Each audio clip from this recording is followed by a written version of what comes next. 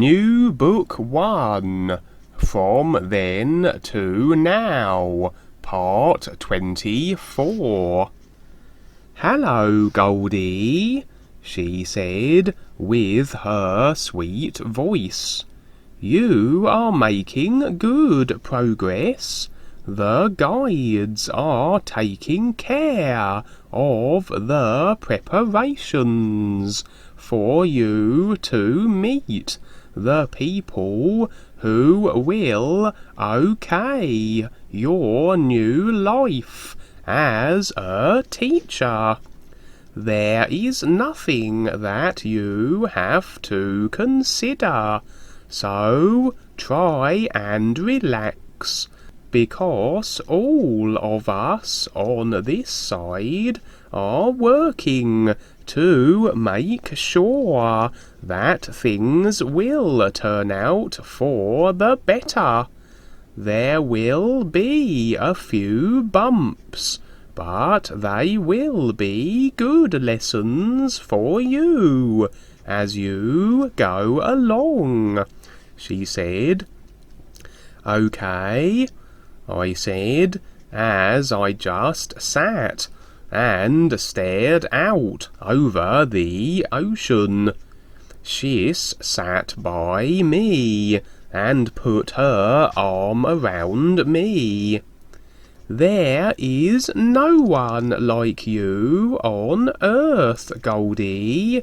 You are a shining light that very few can see. I can see into your heart and all the magic there that you possess. I learn from you in so many wonderful ways that you don't even know," she said as she smiled. Then I looked at her with a bit of amazement. "Really?"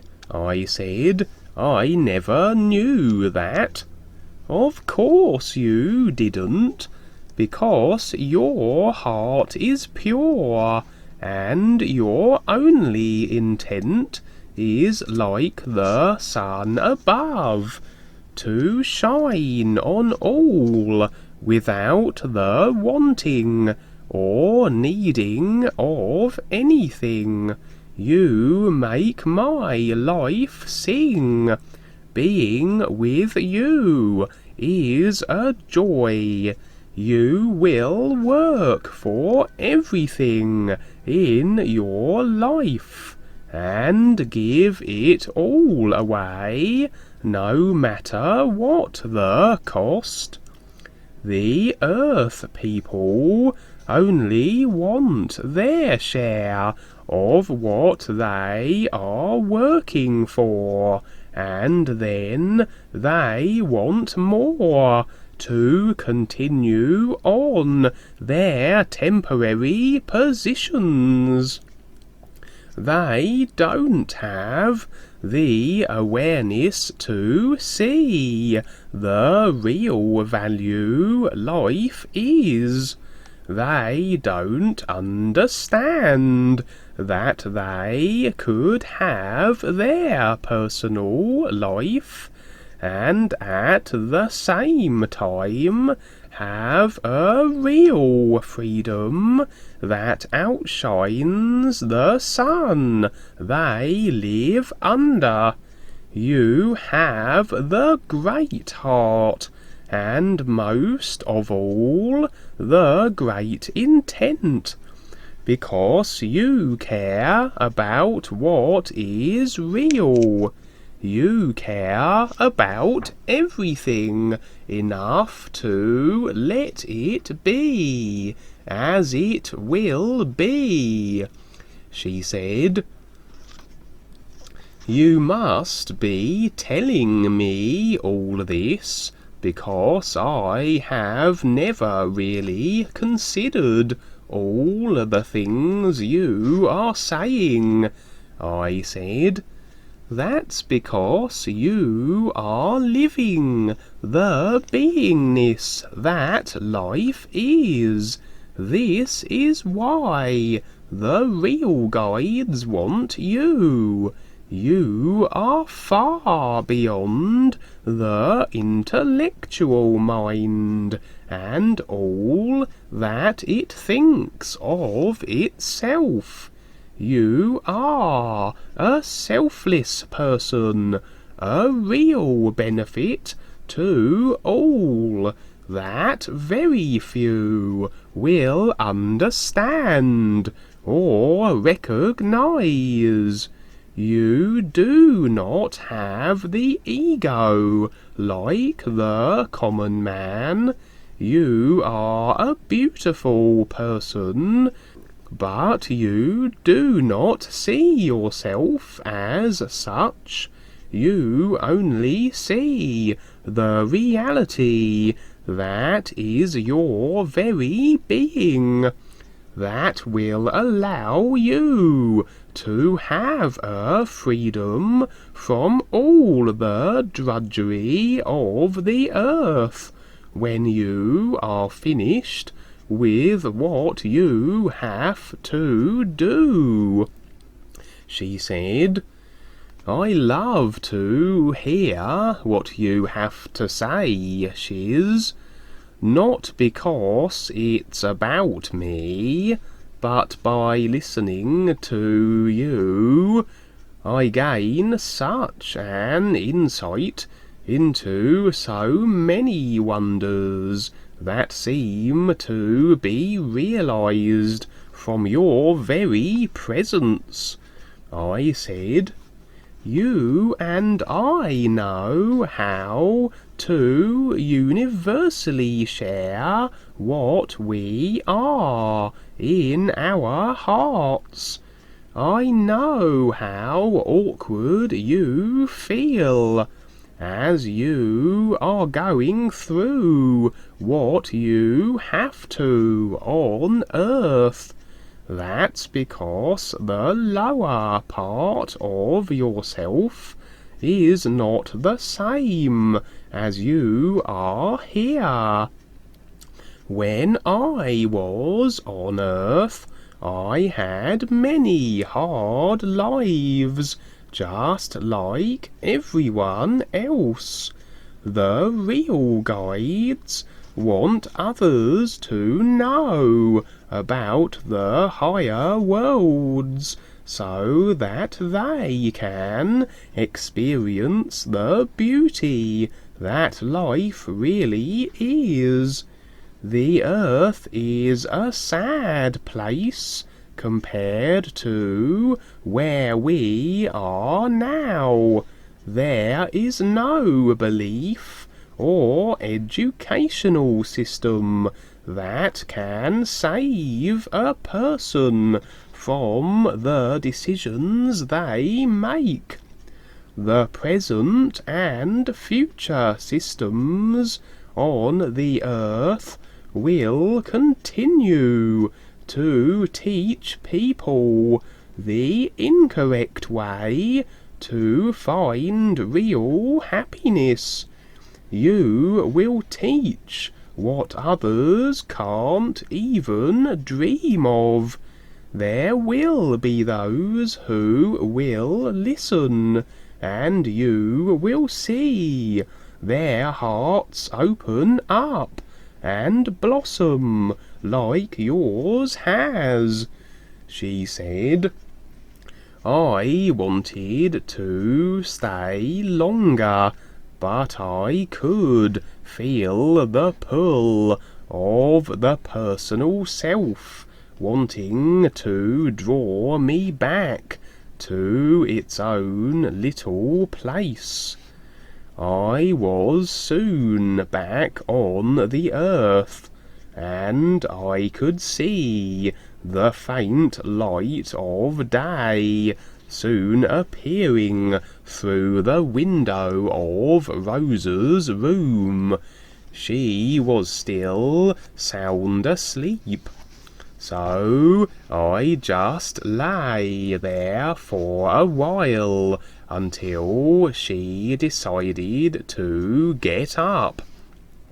After a while, I heard the faint sound of a rooster in the far distance.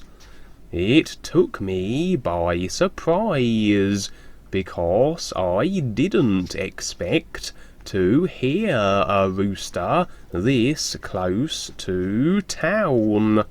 Rosa turned herself over and then slowly raised herself up. "Are you up, Goldie?" she asked.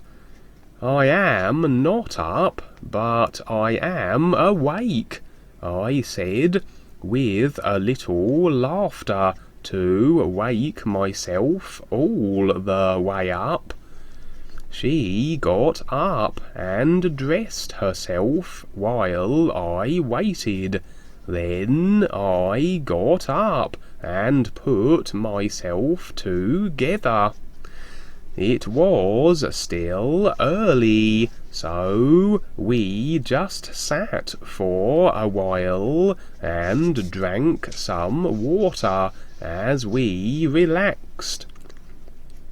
"Let's go over to Dr. Hastings' office and see if he and his wife are there. She works with him as his receptionist, and they usually get in early," she said, as we got up and I followed her out. We left Rosa's room and walked a few streets over to where the doctor's office was. There were a few people who were already up and walking the streets. As we arrived, I could see that the doctor's wife was already there. The front door to their office was open, so we went in, and here is where it all started. "Good morning, Mrs. Hastings. I would like to introduce you to my friend, Goldie. We have stopped by to see if we could talk with you about the teaching position at the school," said Rosa. "Please sit down, Rosa and Goldie. I will go and get the doctor, and we will all talk," she said, as she went into the next room. As I sat, I could feel the body getting a little fussy about being here. It's like night and day being here, and being on the other side. The doctor and his wife soon came out, as Rosa and I stood up to greet them. I could tell they were very good and likeable people. "Good morning, Rosa, and is this your friend, Goldie?" "Good morning to you, sir. Please sit down and let's talk about why you are here. I don't have any appointments for several hours, so we have plenty of time to talk," he said. Rosa helped me to explain who I was and what my qualifications were. Rosa said things that I didn't even know I knew.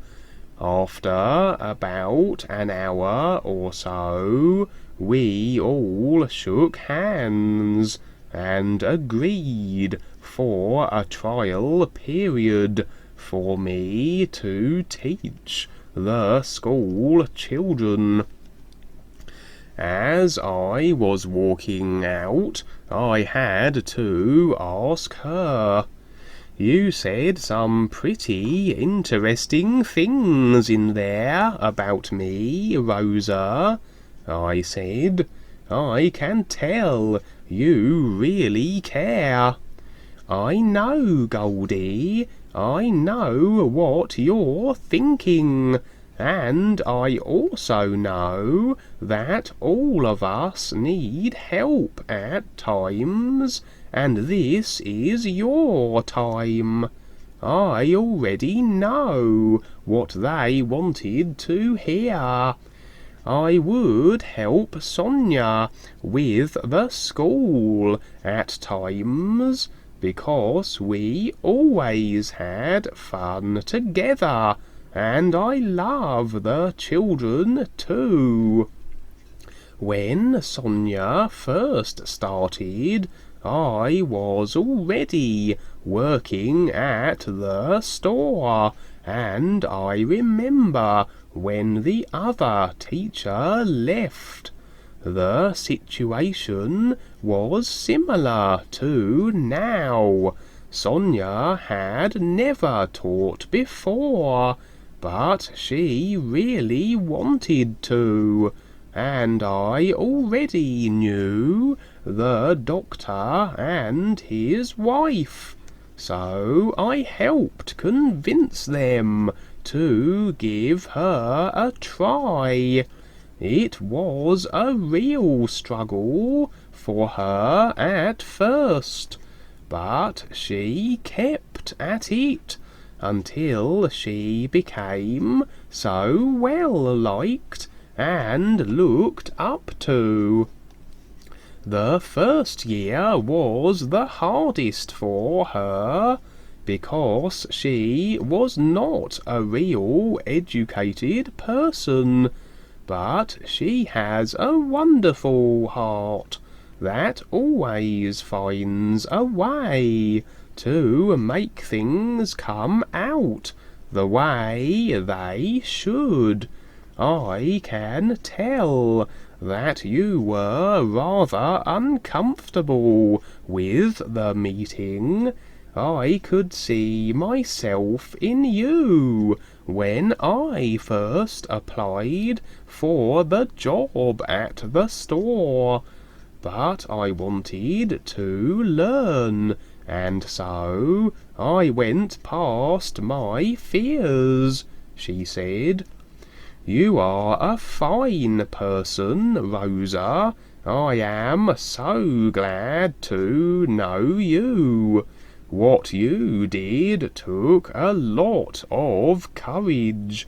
You are putting your trust in me for this position," I said.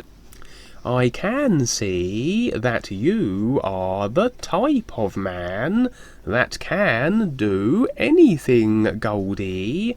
I think your shyness is a form of humility that you haven't discovered yet. I have met so many bull-headed men who think they are a real wonder about themselves, but you are a genuine person. I am so glad to help you out. Besides, I know you will make it fun for the children," she said. Here I was again, not seeing what others could see. I thought about what she said, as it made me relax within myself and trust my own direction. Now that I had the position, I really didn't know what I would be doing. We walked to the school, which was at the end of the main street, about 6 streets from the general store. Rosa led the way as we arrived, and then walked up the front steps to the door. "I have the keys, Goldie," and then she handed them to me. "And now you have them, young man," she said as we walked in. It was a beautiful room with a high-pitched ceiling that was painted a friendly shade of off-white. There were big windows on both sides that looked out to large grassy areas and trees that encompassed and helped design the entire setting. There was even a small lake with ducks that were floating about. The whole place felt really good. I knew that I would learn a lot here. "Look at the ducks. I have always been so fascinated by them. They are the funniest of all birds," I said as I looked outside and then around the rest of the room. I went up to the desk and the big board that covered almost all the back wall. I was amazed at the great job that had been done to put together such a fine-looking schoolhouse. I never thought of it before, but after seeing this room, I would like to learn to build things. I will introduce you to the man who designed and helped build this place. He's a few years older than you, and he has been designing and building since he was young. His father was a builder and taught him the trade, and then he studied on his own to improve his skills. He has built several homes in the town, and even helped remodel the store several years ago where I work. His name is Ben Perkins, and I will introduce you to him. Let's go see where you will be staying," she said, as we walked through a door and into another room.